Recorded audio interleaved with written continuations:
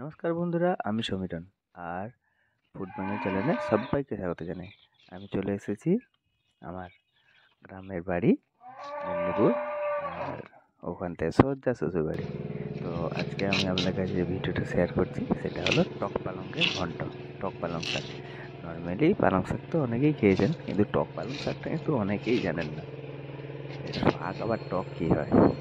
হ্যাঁ, পালং শাকটা টক লাগে এটা।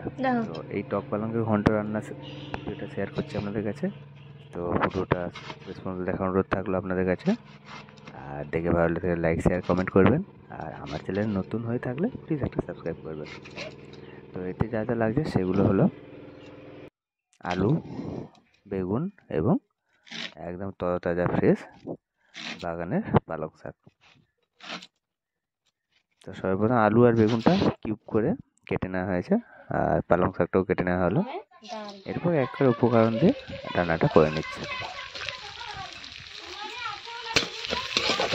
ডালটাকে ভালো করে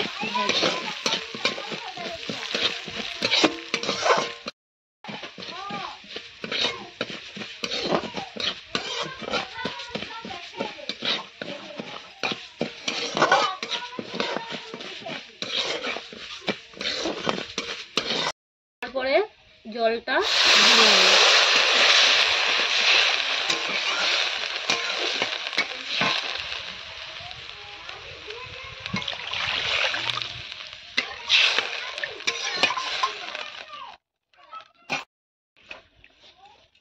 একসঙ্গে কেটে রাখা আলু বেগুন দিয়ে দিলাম জলের মধ্যে সিদ্ধ হওয়ার জন্য।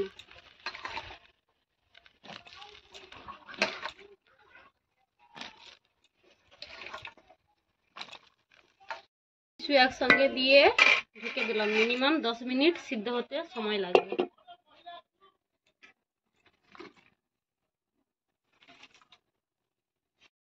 এবার সিদ্ধ হওয়ার পরে পরিমাণ মতো হলুদ এবং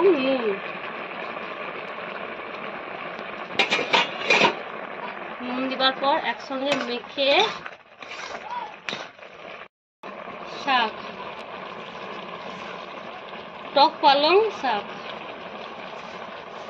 একসঙ্গে সব কিছু দিয়ে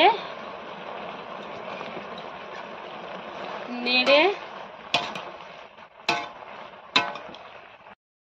বেগুন ডাল আর টক পালং শাক সব একসঙ্গে সেদ্ধ হয়ে গেছে, ঘেঁটে নামিয়ে নেব।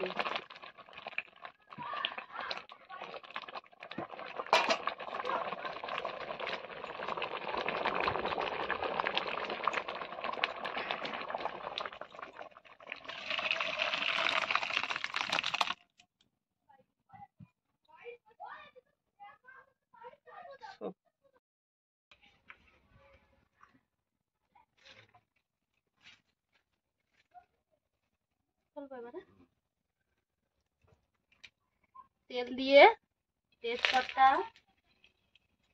লঙ্কা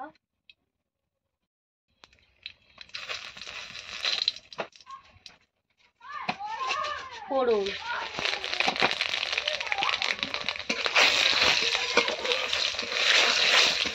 একসঙ্গে দিয়ে সেদ্ধ করে রাখা